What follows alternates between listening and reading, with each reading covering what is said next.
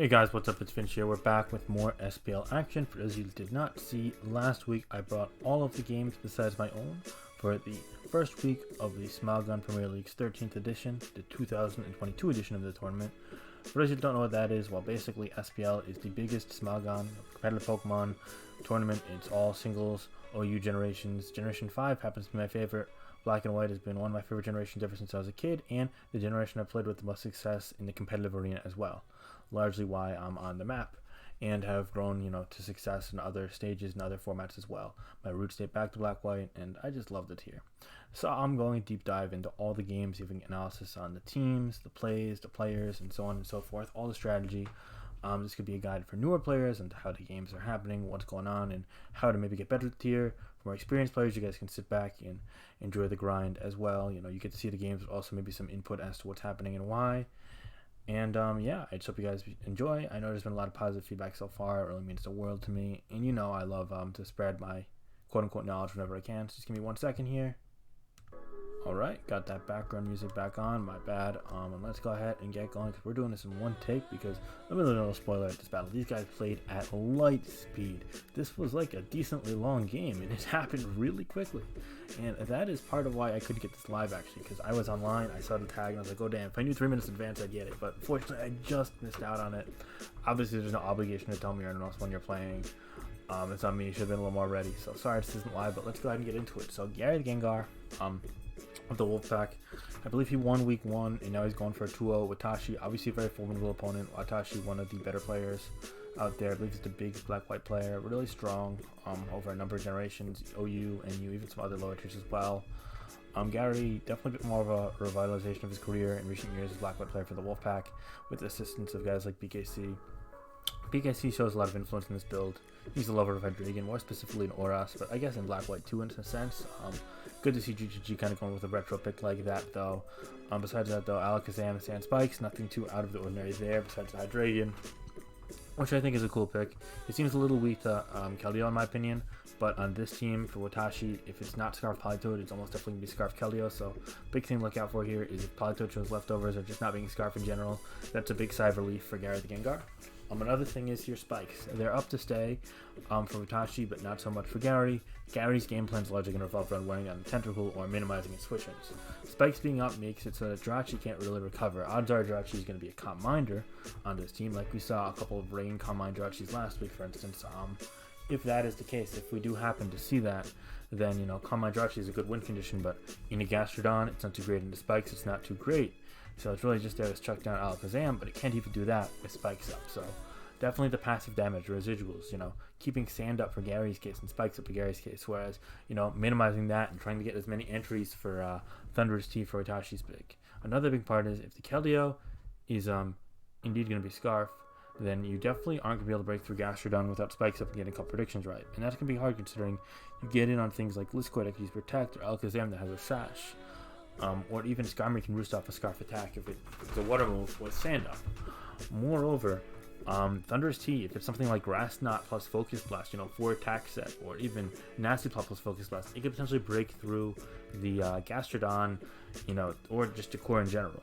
The main things that it's going to be encountering as issues would be likely a Scarf Tyranitar, it could be Chople, and then also Sash Alakazam. But if it get a kill and break through started at core, then you can see something like the Jirachi with Calm Mind if it beats the Gastrodon, or the Keldeo if it breaks through Gliscor, spamming Sacred Sword, potentially getting some breaks on later in the game. But ultimately, matchup definitely favors Gary in my eyes. He's got ways of really forcing progress, whereas Watashi definitely more reliant on the Spikes being up and getting chip on the Gastrodon, baiting the right switches, and definitely minimizing the effect of the Skarmory Spikes with keeping Tentacle alive. So let's go ahead and get on into the game. And now, I think I've said my piece on the teams. I like both teams, by the way. I don't love Hydreigon as a pick here over Latios for GaryTheGengar. Personally, I prefer Latios in that slot because the Keldeo weakness, the fighting types, things like Terrakion, for example, pretty awkward, but that probably keys off that it's going to be a Scarf Tyranitar just for the sake of speed control, because Hydreigon's speed tier versus Latios' speed tier is a lot less, and because of that, it compensates in a lot of other matchups as well. It does make him really weak to things like random Giga Drain Volcarona, or even Bug Jump Volcarona, in all honesty, but that trade-off is that Hydreigon's not weak to Pursuit, and that offers a totally new matchup spectrum.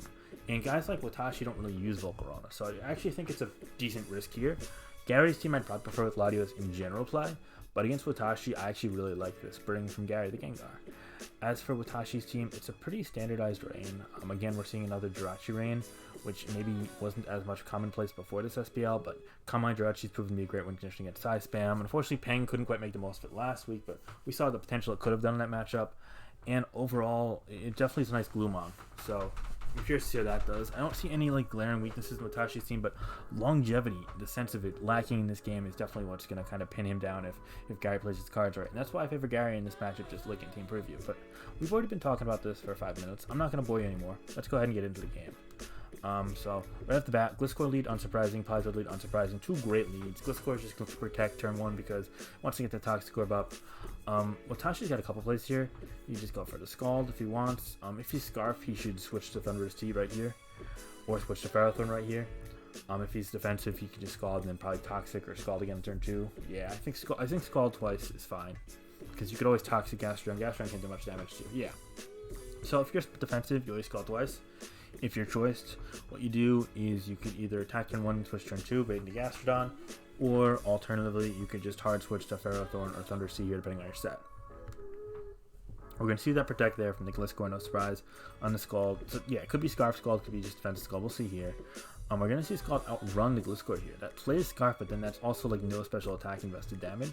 So I'm guessing it's slow U-turn Gliscor right off the bat, because slow U-turn Gliscor runs negative speed IVs to undercreep opposing U-turns from Gliscor and other things like, Rotom Wash tries to Volt Switch on you, forget about it. Although with Gastrodon, a bit less applicable, but it's also really good against things like Poison Heal Breloom. Getting slower than it means you tank that Seed Bomb, so you don't have to risk something like Hydreigon, which can likely revenge kill it with Draco, or a Fire move, or risk your Alakazam Sash. Maybe a bit less applicable again with something like Skarmory in the back, but you don't want to consistently go to Skarmory and take Stealth Rock damage, especially if they've got something like a Magnezone or a Volcarona in the back. When a lot of, Breloom teams tend to have that. So yeah. Sorry, a little bit of a history lesson there on speed IVs and Gliscor. That's always fun. Scald here. I imagine we see a switch out here. I don't love Hydreigon. I think that I would have went Gastrodon, but no, I take that back. Hydreigon was better. Because you go Gastrodon on Toxic and it's Subcombine Jirachi, and you're not Earthquake on that Gastrodon, all of a sudden you're basically lost the game unless you get spikes up and you force it out a bunch. I think that this was actually the best play. The main thing, I don't think Gastrodon needs to be on status to check most Thunderous Tea in this matchup, because Thunderous Tea is gonna be so like hard pressed to switch in with all the Whirlwinds and Rocks being already up. And the fact that it's got to hit multiple Focus Blasts, but for Jirachi it's really big. See, I think that Hydreigon's the most expendable member of Gary's team. I actually really like that play. Yeah, I misspoke. Seeing leftovers on this leads me to believe it's probably substitute 3 attacks. Could be sub Roost, although that's not really a thing anymore. Coverage moves, it's got to be Dark Pulse then. Good against Psychics like Reuniclus, for example. And this team doesn't love facing Reuniclus, just from the looks of it, especially because it's probably Scarf Tar, not Chapel Tar. Dark Pulse, it's probably got one of Fire, Blast, or Focus Blast, and then either Roost or Dragon Move would be my guess. I'd imagine there's some way of hitting Heatran on this team, just because, Magma Storm plus Solar Beam Heatran is a pain in the ass, especially with the Lunatic Flux Gliscor too then. But we'll wait and see. I think Focus Blast is probably the move, but it could be like Focus plus Fire. So yeah, we'll have to wait and see. So it's Earth Power, which actually is a nice mid-gun because it hits Jirachi with Alakazam. Ooh, and it hits Heatran, although you got Brick Balloon Fizz. That's a really great mid-gun I didn't even consider. So it's great. Letting it take the Toxic... Okay, so don't let my being happy about it being Earth Power cool move aside. FLCL, Watashi won that turn big time. Gary overpredicted trying to get the Jirachi, but Watashi either saw through him not clicking Substitute or didn't notice Substitute was a set and just clicked Toxic there, and that's huge. See, if I'm FLCL there, I'm always clicking Encore if I have it, or going to Keldeo, and he got it right. He knew he was going to substitute because he was predicting Encore because he just didn't know, and he got the Toxic. That's a huge upside there. Suddenly the Hydreigon is negligible. Its impact on the game is downplayed a ton. There's too much Protect on this team, too many type resistances. It's just not a big deal. Tyranitar comes in here now on what I'd imagine would be a Protector, double switch out.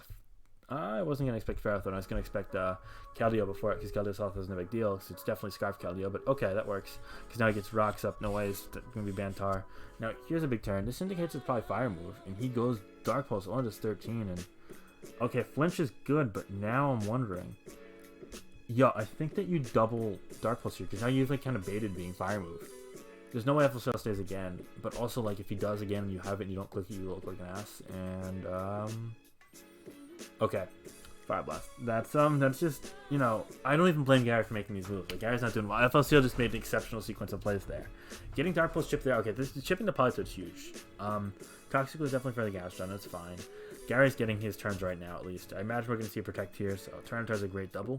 If he scalds and burns you, it's tough, but he's never going to do that. He goes Tentacle. I don't get the Hard Tentacle at all. Hold the phone. Hard Tentacle is a really bad play. Letting it take a Dark Pulse or an Earth Power plus rocks, and potentially, you know, if you Protect heal up, you go Tar or spin on Tar. That's a huge problem. You can't. You've got to wait for Spikes to go up and Skarmory to come in to go Tentacle in this matchup, because otherwise you're going to lose in a long game, as I discussed in preview. Like, this is something that can't happen, because Tentacle, in a sense, is the only way Watashi's wins. It's a gatekeeper to win condition, because the win condition is outlasting, or at least managing with Gary until you find enough lucky breaks. You know, for example, breaking down Hydreigon is one, but he still needs to break through the rest of the core, the Gliscor, the Gastrodon.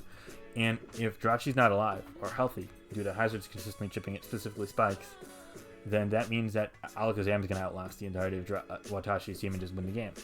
It's going to take over. And see, now you notice the Scarf Tar. So what Watashi can do here is Protect on this turn. If it clicks Pursuit, you got to stay in. And probably click like Scald and just hope to whittle it down and win the Weather War, and you can heal up later. If you click Crunch, then you gotta switch out the Ferrothorn now. So it's not like all bad. You've only lost 12%, but ooh, and now the game's probably. Yeah, this is a huge turning point. I have no idea why this was risked. You're now suddenly at 37%. Ooh, and a double to Gliscor on what it was. Okay, oh wow. Gary going above and beyond here. He knew he wouldn't Scald again because he was dead, but he figured Protect is possible, and I live anything after that, and he could switch out to either Keldeo, which you know is choiced, or Pharaoh, both resisting Dark. If you go Pharaoh, you get Rocks. If you go Keldeo, you click Protect, you burn a Sand turn, and you see what it locks into. That's huge. That's huge. Okay. And now you get Rocks in the Ferrothorn easily. No problem. That's great. Now here you could use Protect into the Politoad, and even if it's Encore, you just switch out afterwards, and at this point you could toss the Hydreigon for nothing, or you could try and bait the Encore knowing that it gives you more Poison Heal turns. You could double Protect then, and then you could just U-turn after. And okay, so he does Protect, knows no Encore, it's just Scald, U-turn, and you get Tyranitar back in, and now suddenly the Politoad and the Tentacle are low. Wow. I mean, look, at this point, you Pursuit, okay, my guess is that given the damage from Hydreigon, he calced and saw it was max special defense Politoad. I didn't actually do that calc, but if that's the case, then Pursuit's a roll to 2 KO. It always 2 KOs after Sand, I believe, assuming it's max attack neutral Tar, which Scarf Tar should be roughly. Moreover, Pursuit is fine. You just have to avoid a burn on this turn. And if you do not avoid the burn, you can just go Skarmory and Spike up in his face, honestly, anyway, because it's no Sand. But also, he went for Toxic here. That's actually really good for Gary. It's a fine play for FLCL, but I think you need to go for the burn and have a chance at winning this. So yeah, now you hope to get the roll if you're Gary, but you don't really need this. You just need to get Skarmory and click Spikes once. Okay, it's going to take that out. Is Scald going to kill after Poison here? That'd be huge. Because if not, then you have this to fodder off later. No. So yeah, no, this is like humongous. Gary has put himself in an amazing position, and here's why. You may be like, oh, it's a 4% Tar, dead to Rocks. That's huge, because you can switch this out and fodder it. And that means that, let's say you go Skarmory next turn. You click Spikes. Tentacruel, Stealth Rock does 12.5. Spikes does 12.5. You take Stealth Rock once, you're suddenly in range of Stealth Rock plus Spike. So you click Spike on the switch in. It tries to spin, but you fodder off the Tyranitar. Then you could Revenge Kill the Tentacruel with either Fast Hydreigon or more likely Alakazam. From there, the Tentacruel is dead upon its next switch in. So now you've locked Stealth Rock being up all game, and you've locked Spikes being up all game. At least one layer, if not multiple, if you set up later. That's huge. Thunderous Tea suddenly, checks itself. It's taking rocks every time. Keldeo, limited switch-ins. Jirachi, limited. This is the kind of position that FLCL needed to avoid and Gary had to play for.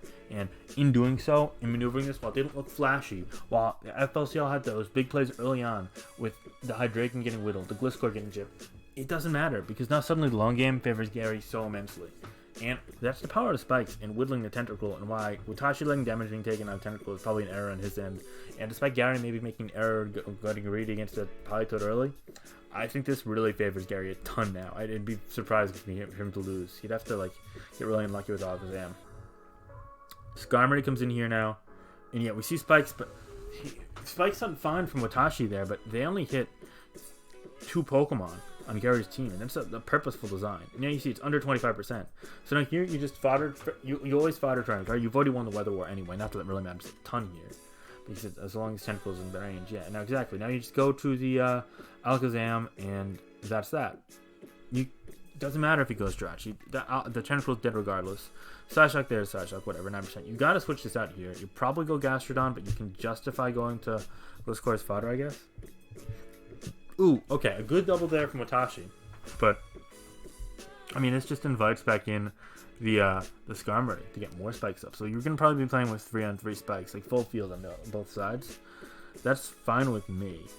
I wonder if after the 3rd spike, Watashi tries to cut his losses and goes to Thunderous Tea, bursting the Whirlwind. Knockoff's a good play first, yeah, that's fine. But now you're gonna get Wild Arrow, so you might as well just stand and just keep spamming knockoff or whatever. Going Thunderous Tea, no reason not to Whirlwind here. Yeah, I don't understand why Watashi did that. I think he kind of knows he's lost at this point, though, to be fair. It's pretty over, yeah. Whip was the play to begin with. Whirlwind here. Keldeo, okay. We know it's Scarf. Hydro does like 55, 60, 63, okay. I assume he's going to roost it off to Scout. Oh, he Brave Birds. I mean, okay, it doesn't matter at this point. You just spam Whirlwind until you die anyway. Thunder Seeker eventually you, but at this point, we're going to need a super unlucky Alakazam for this to lose. Because you see after Spikes, the Ferrothorn's in Focus Blast range, and even after Leftovers it is. The game's pretty much over, I'd think, at this point. Only 16. Oh, okay, this wasn't that short, I guess. It was just 33 turns, but it feels like it's been longer. So yeah, Jirachi is like, you get 1 out. You get 1 force out. But also, look, Jirachi's at half health now.